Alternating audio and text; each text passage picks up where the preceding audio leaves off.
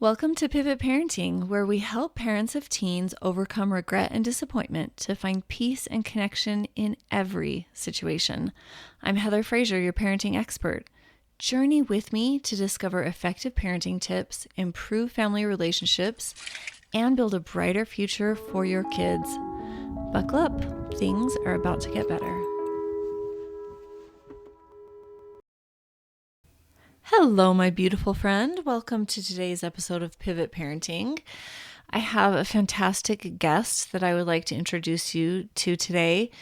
We had a great conversation about when we get triggered as parents and how to connect with our kids and how this really plays out in real time. Dr. Kelly Flanagan joins me, and he is an award-winning author, international speaker, concierge coach, and licensed clinical psychologist with 2 decades of expertise in interpersonal relationships. His thought leadership has been featured in the 5 Love Languages, The Today Show, Reader's Digest, HuffPost, and Success Magazine. Lots of places. Kelly's 2 nonfiction books, Lovable and True Companions, debuted as #1 new releases in interpersonal relations, and his national best-selling first novel, The Unhiding of Elijah Campbell, has earned multiple literary awards. Kelly is a sought-after international speaker who counts the Green Bay Packers amongst his audiences. That's exciting. And the proprietary frameworks in his next book, which we're going to talk about today, The Road Less Triggered, Turning Conflict into Connection with a Single Choice. This book is going to take connection in your relationships to levels that traditional communication strategies can't touch. I'm really excited for you to meet him and hear our conversation, so let's get started.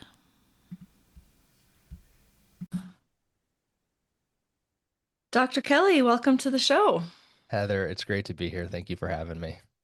Yes, and you are getting ready to publish a book, and I've published 2, so Yeah. I know what that's like. Tell us a little bit about your book and why it's relevant to parents of teens. So you know that it completely exposes all of your neuroses and it's a trial of personal growth all the way through. This book of mine is really its origin story. Of course, every book of ours, our origin story goes back throughout our whole lives. But if you really had to sort of pinpoint one for this book, it was about 5 years ago during COVID. And I had previously published a couple of books, one called Lovable, about living into our inherent sense of worthiness, and then one called True Companions, about the messiness of relationships and how to embrace that. And around the time COVID hit, I just couldn't do either one. Like at 90% of the time, I'd be showing up sort of rooted in my sense of worthiness and showing up authentically and present. And then the other 10% of the time, I was getting triggered left and right. And it just would feel like a setback each time. I kicked off 2020 by accidentally blowing up my business partnership with my best friend and the best friendship as well. And COVID hit and the kids were schooling, from home and becoming zombies. And I was getting triggered by all the stress of that. And then there was an afternoon in June, my wife had convinced me to get an above ground pool. She'd been trying for years, but she finally had the leverage, right? All the public pools were closed for the season. And so we had one Sure. installed. And on a Sunday morning, she went out and hung a hose over the side of the pool and put a rock on it to anchor it there. But the Mhm. rock was not heavy enough. And we didn't check on it for hours. And so I came back out and the backyard was a lake and the pool was bone dry. And I got and I'm like, I need to leave before I say or do something that will set us back a ways.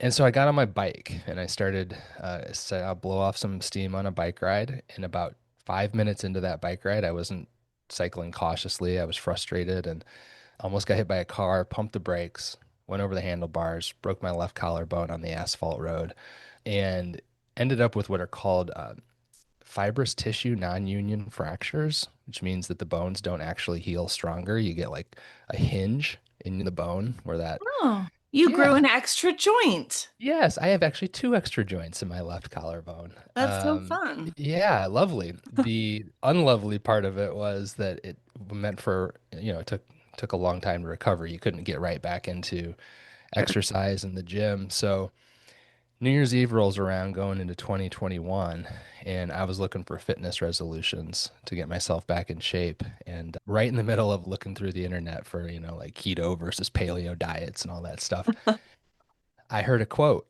come through my headphone speakers. I was listening to a book, and the quote was, "Don't let anything in life be important enough that you're willing to close your heart over it." And I realized that most of my suffering in the previous year had not been caused by my outer situation, but by my inner condition. The fact that my heart was closing, triggered to close over and over again and Sure. resisting life in front of me. So I decided my New Year's resolution going into 2021, I wrote it down, was moment to moment, I will notice my heart closing and try to open it back up. And try was the operative word. Because even though I now understood what I wanted to do and I'd set the intention, it was really, really difficult to do. Well, And that's yes. essentially that's healing all of your triggers. So it's looking at all your wounds. Oh, you know. You Yeah. know, I didn't know that at that point. I thought, well, that's just a matter of learning how to stay calm in any given moment. And, Yeah. you know, and over the last 5 years, what I've done is I've developed a process that can help anyone stay connected and calm in those moments. And the first step is to stay calm, Yeah. because if you haven't taught your body that it is ultimately safe in this moment, you don't have any emotional bandwidth to actually go into those wounds that are being triggered underneath the surface of that and do the work, the inner work to heal them. So you do have to get calm first, but that's not the outcome, that's the beginning of the process. Because Yeah. calm can often be triggered. We all have different responses, right? So yours Yes. might be to get angry and say things, Yes. but some people get very calm, but that's I not grounded. That's yes. not inner calm. That's an outer appearance of calm So as a survival technique as well. So true. I often say a closed heart can either look silent or violent, like Yeah. either one, And for some of us, we get triggered more into that fighting mode. The reality is, I didn't even see it, but just as often, I was getting triggered into that more silent, hiding, Hmm. fleeing mode of the fight or flight response. And then there was a whole third reaction from that closed-hearted defensiveness that I was completely oblivious to at that point, which was I often say that most mammals on the planet have fight or flight. We human beings, because of our wonderful frontal lobes, have fight, flight, or finagle. We try to control the situation, and that too is a closed-hearted response. I had a lot of learning to do early in 2021 about the various sort of cleverly disguised ways that when I was getting triggered and my heart was closing, I was showing up to my life. The really obvious ones were in many ways the easiest ones to address. I threw myself into the process of figuring out how to stay open in as many moments as possible. Nice. Okay. So how does this relate to children, to raising kids? Oh, I don't know. Kids aren't triggering at all, right? No, mine have never triggered me. No, they never trigger me. At my particular stage of life now, I have my oldest is 22. Um, Nice. and it seemed like as soon as he turned 20, he became a little less triggering to me. So as soon as he got out of his teenage years. But we also have an 18-year-old and a 16-year-old. So 5 years ago, they were all solidly in the tweenage and teenage years Yeah, the and thick of it. in the thick of it. And I think in part, the reason teenagers are so triggering is that our own children especially, will tend to evoke the emotional conditions that we were in at their age. When you have a 6-year-old, you're more likely to experience inside of you what it was like to be a 6-year-old. When you have a teenager, they tend to evoke the emotions of being a teenager. And teenagers are actually in the active process of building their self protections, building their defenses, learning how to close their heart when they want to and to try to get it open at other times. So they're not just triggering your own teenage years, but those teenage years for you too were sort of characterized by being triggered and shutting down and closing and defending and protecting. And so there's a lot going on when we raise teenagers that will evoke that default reaction of being triggered and shutting down. The flip side of that can be really beautiful though, because we can also work through wounds Oh, that have just been waiting for us since Beautifully said. childhood. So Beautifully the said. benefit also, the pendulum swings just as That's right. dramatically to either end, whichever path we choose to embrace. That's right. Hi there. I just want to pause and let you know if you are struggling to make sense of your teen's behaviors, emotions are running wild, and you're looking to turn things around to have the family you dreamed of while rocking them to sleep, I would love to talk to you. I want to give you a special, powerful gift. 30 minutes with me, my friend. You'll walk away with more confidence, clarity, and understanding of what the issue is and your next best step in resolving any situation you bring to me. It's completely free. I love families and want to help yours be wildly happy and successful. Book this call by visiting my website, heatherfraser.com. Remember, Fraser is spelled with a Z-I in the middle. And don't worry, the link is also in the show notes. I look forward to meeting and helping you. I had a really interesting experience. I actually write about this, I think, in chapter 8 of the book. This was just a little over a year ago, in which I was introduced into my high school athletic hall of fame for a Fun. particularly good season of golf when I was a junior in high school, our whole team. And so interesting. All of these old friends that I hadn't connected with in years all suddenly got on an email together and started to talk about the induction ceremony and seeing each other, and they started to trade barbs. And I was immediately triggered. I didn't realize it at first, but I was triggered back into that same sort of emotional state I was in that junior year of high school, which was, for me, feeling just a little bit on the outside of the inside, feeling not Mm, quite like I belonged. Like it's there, but they all have something that I just don't quite have with them, and how excruciatingly vulnerable that can feel to a teenager. And here I was, a 40 at the time, what, yeah, 48-year-old man experiencing it all over again, and it hit me. I don't need to remember what it was like to be 17. I'm feeling it in my nervous system right now. This is yeah, what it was like to yeah. walk Our around nervous every system day. remembers. Yeah, so you don't have to go into your past to heal your past wounds. In your triggered moments, they come forward into the present, and you can Yeah, actually feel those wounds and you can work with them in the present, which is the gift of our triggered moments if we can slow down enough. yes. And it's true with families of origin. Studies have shown that we might act more adult-like in our peer-to-peer Sure. relationships, but when we go home to our parents and our siblings are there, we tend to act more like a child. Oh my gosh, Heather, that is so good. Well, it makes me think. I think of Ram Dass or somebody said, if you think you're spiritually mature, go home and visit your family. Yeah.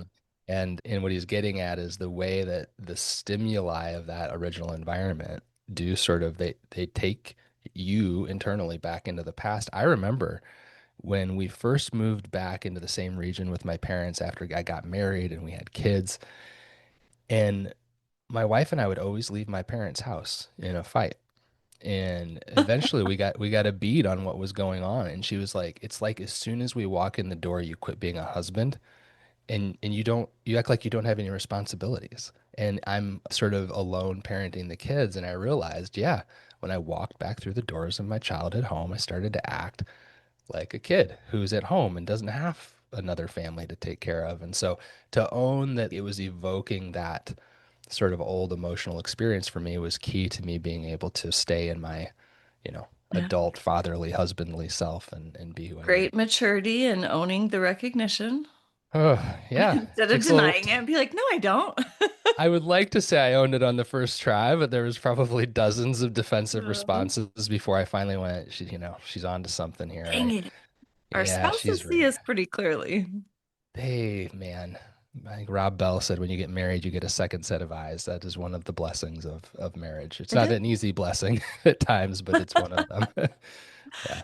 Well, that's awesome. Okay, so how can parents take this information and calm themselves when their teenager? One of the common things is Yeah. respect. And I've talked Yeah. about disrespect and respect a Yeah. lot in episodes. And Hmm. I talk a lot with clients because what I see and how I knew so quickly exactly where you were going just a moment ago Hmm. is parents will interpret something as disrespect, like Yeah. eye rolling or ugh, Yeah. or I'll do the dishes later and then the dishes never get done. Yeah. And we take all of these things as a personal affront. Yeah. My kid doesn't respect me, Yeah. which is triggering.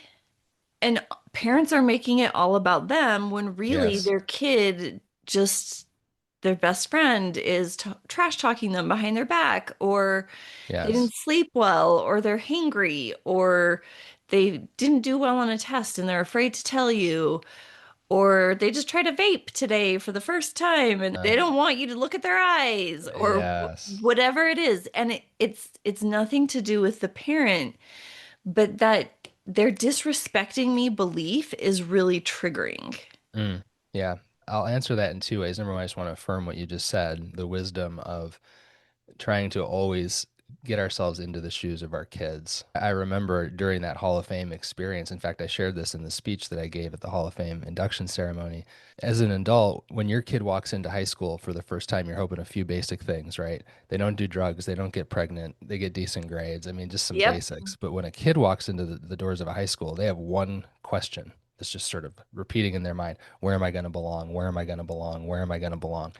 If your kid's in a Yeah. good mood, it's because they feel like they belong.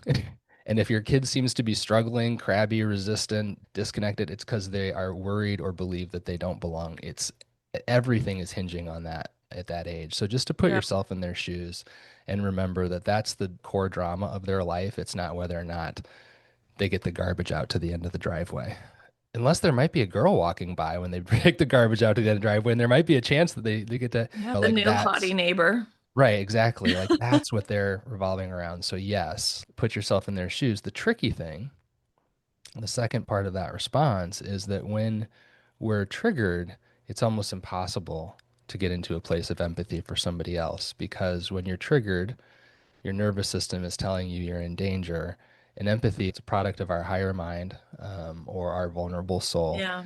And neither one of those things is activated when we're triggered. Our protections are triggered. Empathy can be used as a protection when it's sort of used to try to draw people in and make them closer.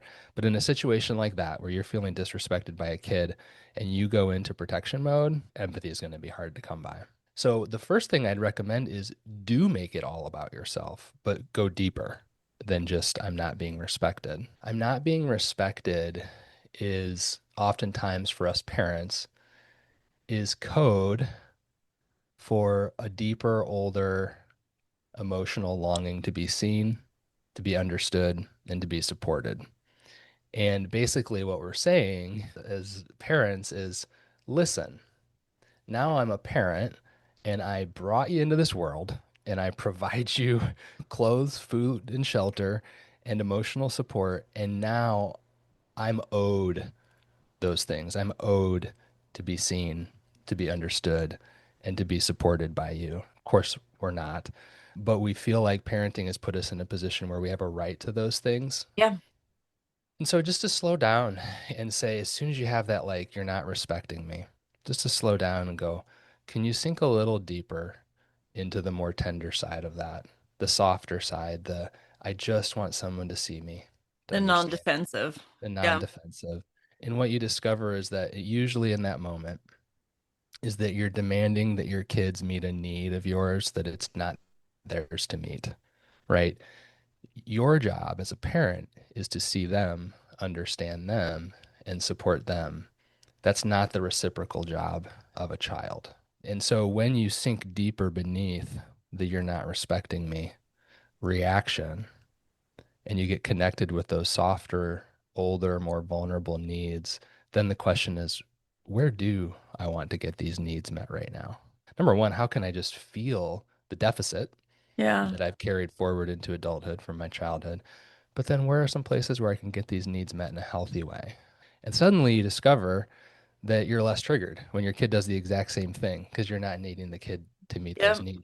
And So that's you not go to say, snuggle your dog because your dog yeah, always wants to you're, snuggle. oh gosh, just this first thing this No, I'm morning. being flippant, but Yeah, actually really kind of true. I mean, literally, it's probably the reason they're called humans' best friend. I also want to be clear when we talk to parents about this. it doesn't mean you don't ask your kid to take out the garbage or to do the dishes. 100%. Right? It means that you have now developed the capacity to enter into what I consider to be the most relationally and spiritually formational place in a relationship, which is expressing yourself and setting boundaries, but doing so with an open heart instead of a closed heart. So now the dishes didn't get done, and you have to approach that conversation again. But because you're not coming in with a bunch of unmet needs that you're demanding be met by that interaction, you can actually enter into that interaction restating what the boundary is, what the expectations are, what you need, but you can do it with an open heart that sort of Yeah. holds in reality both their emotional situation as well as yours. And for whatever reason, I'm unsure why, it always goes over better. It always goes over It just does. It's like better. magic. That's what I say in the book. I say a soothed nervous system soothes nervous systems, a calm soul calms souls, and an open heart opens hearts. Yeah. We don't have power even over our children. We don't have power over our children, but we have power around our children, right? Yeah. When we show up with an open heart to a situation, even if we have very clear expectations that we're expressing, that open heart creates a safe space for the other person. And a safe space is something that you can emerge into more vulnerably.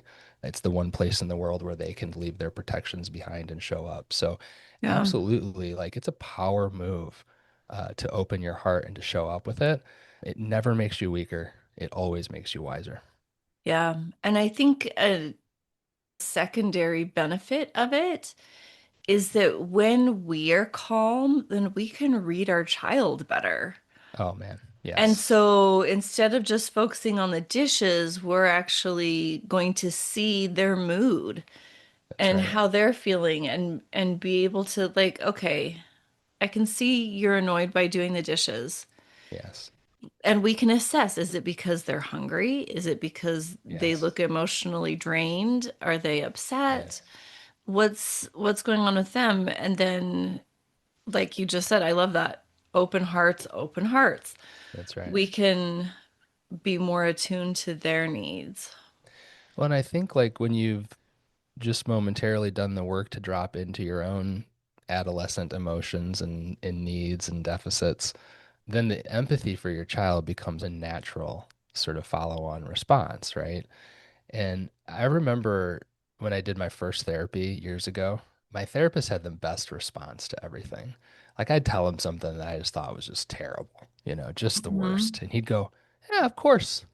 Just over and over, just of course. Yeah. Makes Yeah, sense. you're human, of course. And I think like when you can really drop into your own adolescent self and your kids like roll their eyes at doing the dishes, your response is, "Of course. What teenager wants to do that? I remember. I remember." Or, and this is probably me. I never rolled my eyes. I wanted to be the good boy Oh in yeah. order to Hmm. get love and acceptance, Yep. right? But then if you can really drop into that whole drama that you were in as a child and your kid rolls their eyes, you're like, yes, they're not playing the pretend to be a good boy game so they can have my love and approval. Then suddenly They rolled feel eyes safe are, enough to push yeah, back or be rolled eyes. authentic. Yeah. Yeah, that's what those are. Those are a sign that they can do that in front of you. And it doesn't feel great, but there's complexity to that you can now hold and appreciate. Well, it's all good information. It's all good Any of information. the air quote disrespectful behavior that Yes, your kid is doing, that's valuable input on absolutely. what your kid's going through, how you can help them, and what it brings up in you. I love that. It's all good information. And I think that is the epitome of an open heart is it's just present to what is and just taking a heartbeat to not have to change it, to not have to fix it or improve it, but just to be present to it. It's not saying you won't at some point act on that information, but it's just really open to everything and so you end up with so much more information to work with. I love that. It's all good information. Yeah. And it's good feedback for your teen too. I think as parents, we put up with probably the worst behavior that they're giving anyone. Absolutely. And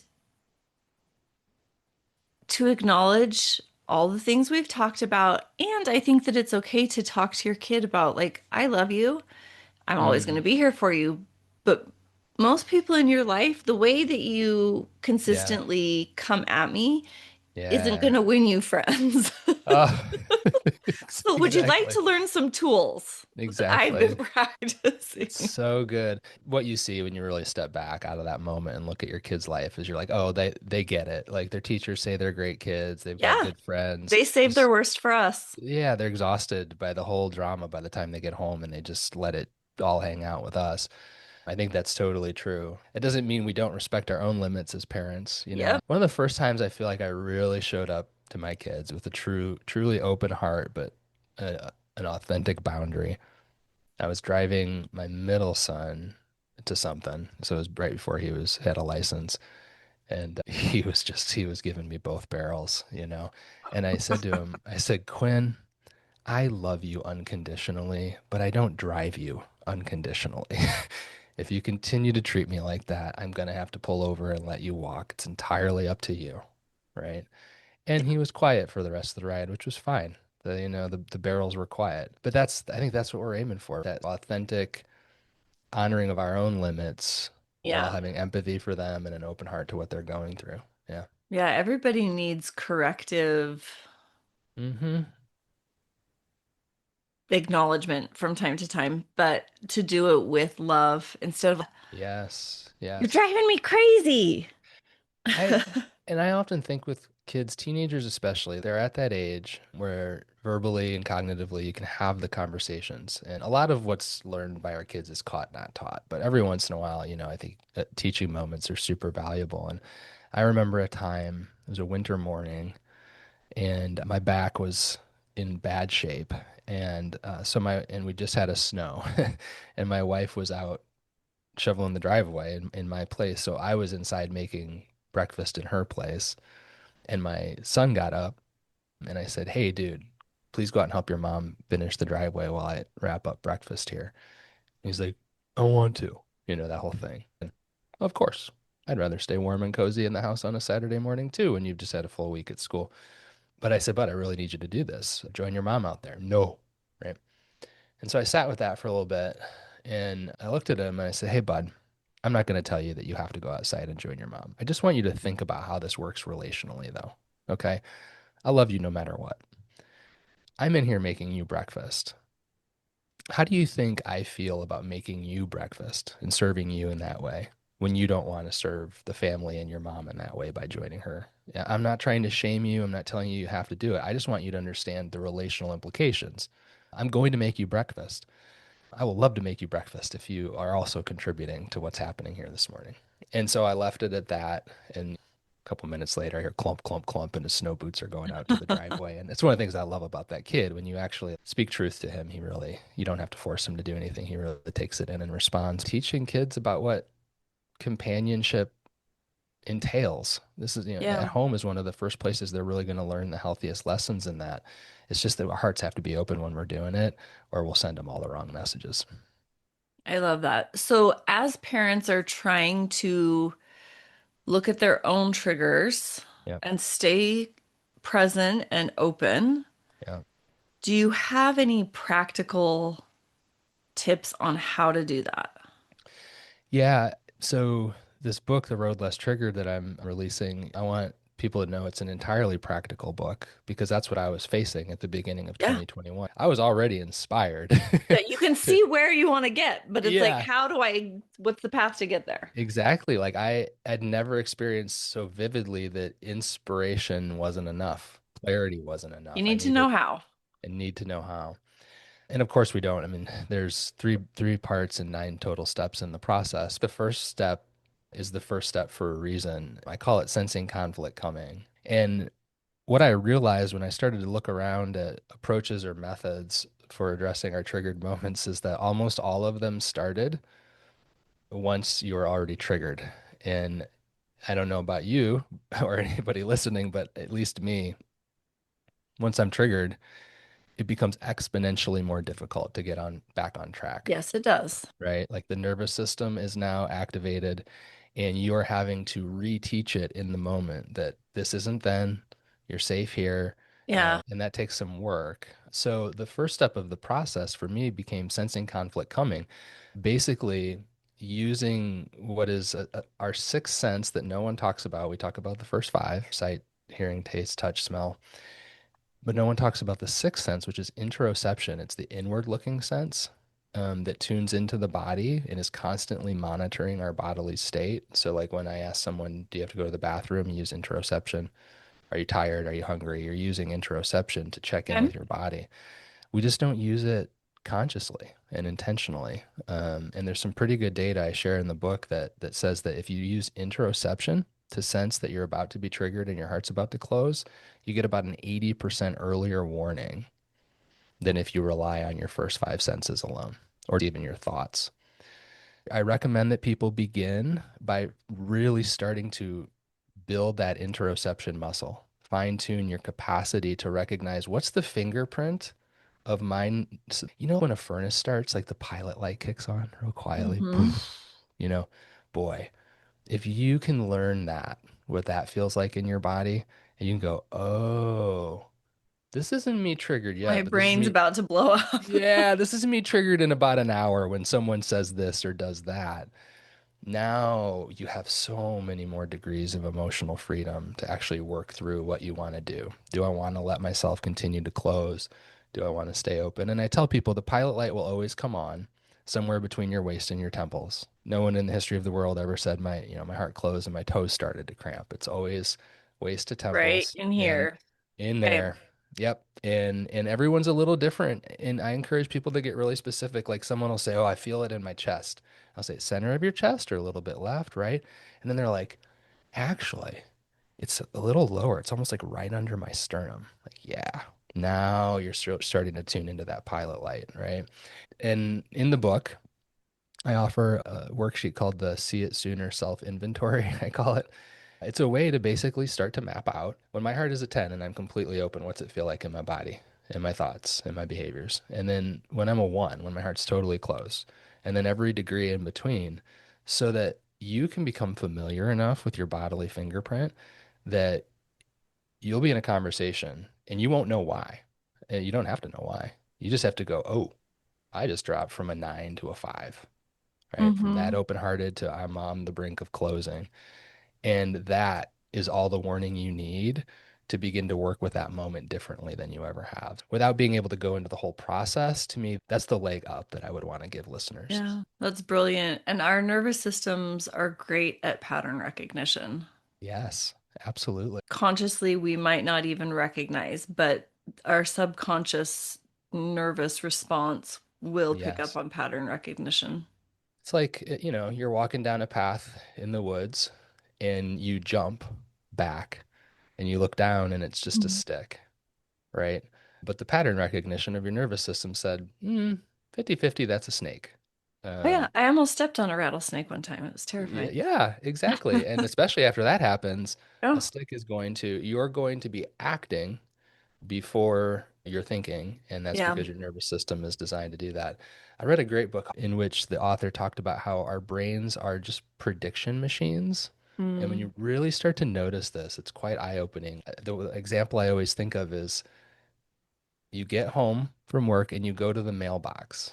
And if you notice what your mind's doing, it's predicting whether or not the mailman has arrived yet or the mail person has yeah. arrived yet, right? You're like, it's early. I bet they haven't arrived yet. But your mind's constantly predicting what's True. about to happen next. To your point, the mind and the nervous system are pattern recognizing and prediction making machines. And so you will start to have a reaction before your higher mind is even making meaning of anything. And that reaction is just trying to keep you safe from the next thing that could happen. And so just to recognize that first subtle reaction as an opportunity to slow down and make a conscious decision rather than get carried along in the cascade of the whole nervous system response. I love it. Okay. We are at about time, Dr. Kelly. All Any right. final words of wisdom? The one that's coming to mind right now, because we start to talk about open heart and closed heart, and our minds are dualistic sort of machines. Yeah. And so you want to start to think like, well, open heart is good then, and closed heart is bad. And in our community call this month, which is just a few days from now, the title of the community call is Be Kind to Your Closed Heart, right? When your heart starts to close, don't get down on yourself. That ironically is just more closing. Now you're not closed to the situation, you're closed No. to your closing. But recognize that your heart's basically saying, I don't know if I can handle what's coming next. I don't know if I can take anymore. And begin to soften toward your own reaction. And that will be the beginning of your opening, ironically. Don't judge it, just be aware of it and work with it. And that's how progress happens. Cool. Thank you. Yeah. Where can listeners find your book and your work? Yes. So the book, if you get the book at roadlesstriggered.com, then you will get access to $348 in pre-order bonuses, which include membership to my online community, the Less Triggered Tribe, for 6 months. And so would really love for people to, if they get a copy of the book, make sure you take advantage of the bonuses too. Go to All the roadlesstriggered.com. links are in the show notes, by the way. Yeah, you got it. And otherwise, if that's not of interest to you, the book is available wherever books are sold in paperback, ebook, and audiobook. Would love for you just to pick up a copy and dive into the process. Okay, thank you for being here. Heather, thank you so much for having me.